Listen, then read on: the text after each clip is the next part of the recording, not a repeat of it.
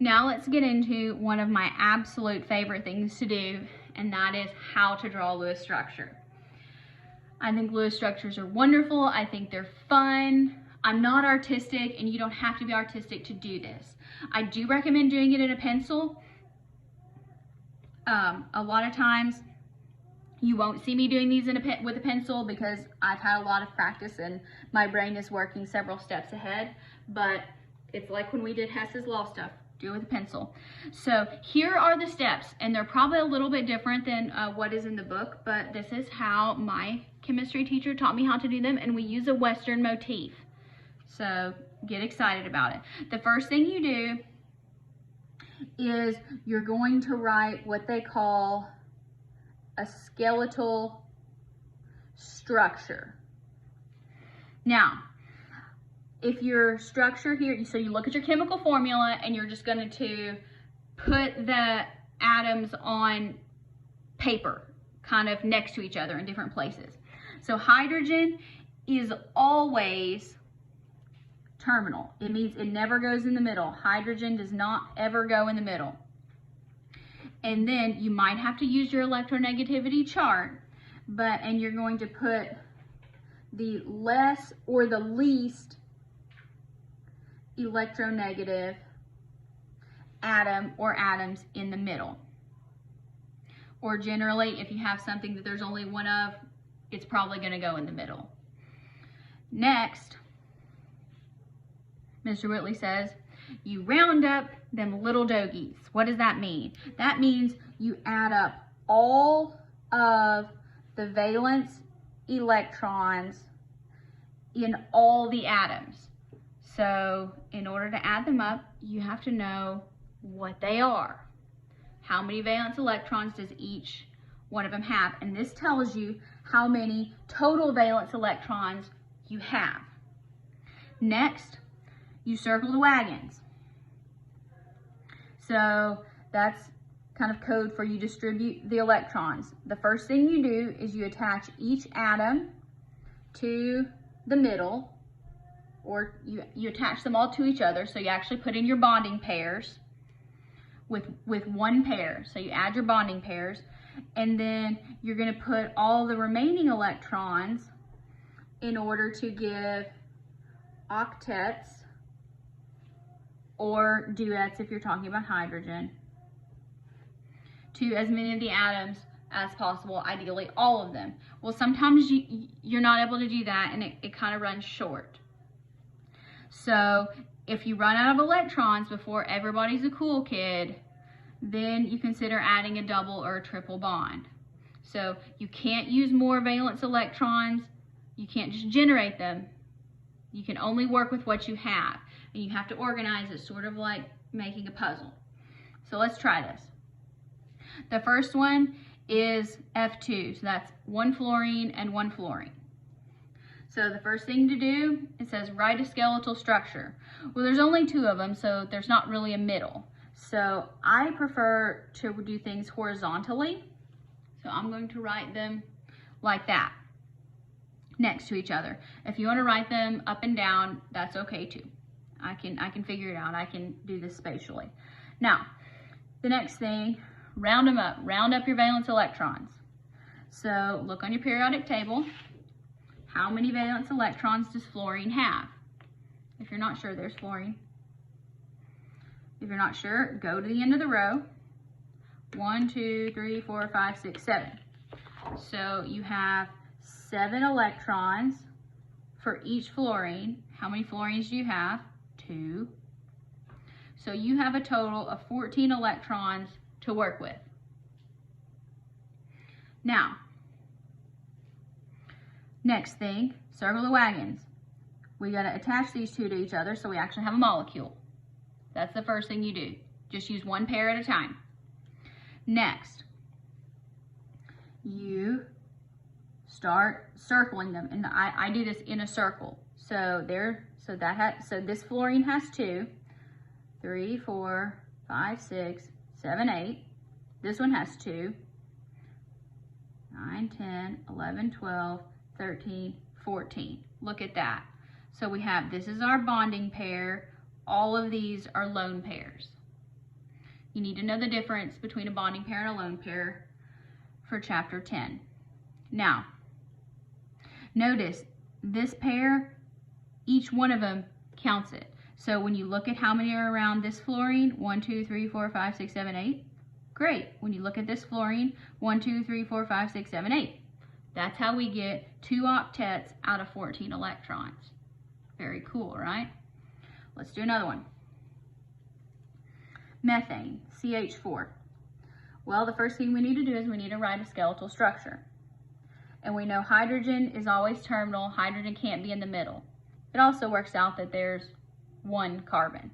So let's put carbon in the middle, and let's put the H's around it. Next, round up our valence electrons. Okay? How many valence electrons does carbon have? Use your periodic table. 1, 2, 3, 4. So carbon has 4. Hydrogen has 1.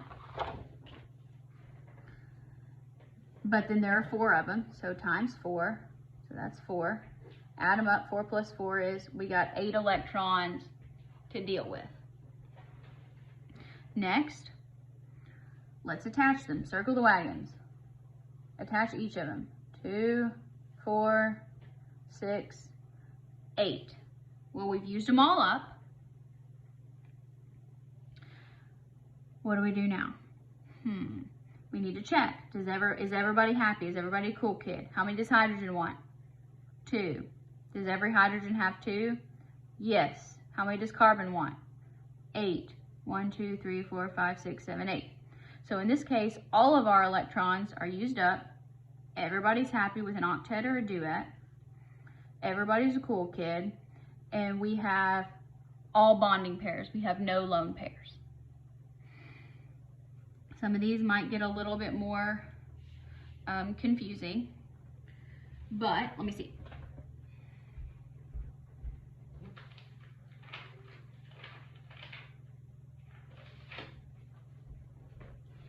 I have developed this.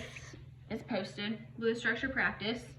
I highly encourage you to do all of these, but let me do maybe a couple of these for you, just to kind of show you how things work. So CO2, first thing we need to do is we need to write a skeletal structure. Which one goes in the middle? Probably the one that there's only one of, but if you want to follow the rules, you would say the least electronegative one. So the most metal-like, if so.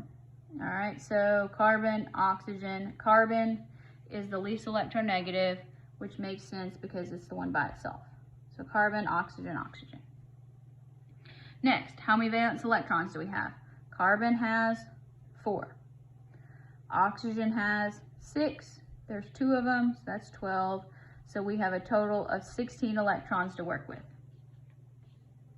Now, we need to attach these. Keep track of how many you've used. Now we've used 4.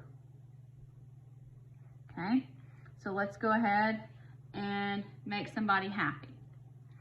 So I'm just going to start on this outside. So I've used 4, 6, 8, 10, 12, 14, 16. I'm out of electrons. Let's see if everybody's happy. This oxygen's happy, it has 8. This oxygen's happy, it has 8. Carbon is very unhappy because it only has 4. So we have not created a valid structure because everybody's not happy. So we ran out of electrons before everybody had an octet. So what do? The steps say consider double and triple bonds. So, well, what if we say, okay, this oxygen says, well, I can share another pair and I'll still have 8. And then carbon would have 6. So this oxygen says, well, I can share another pair. I'll still have 8, and then you'll have 8.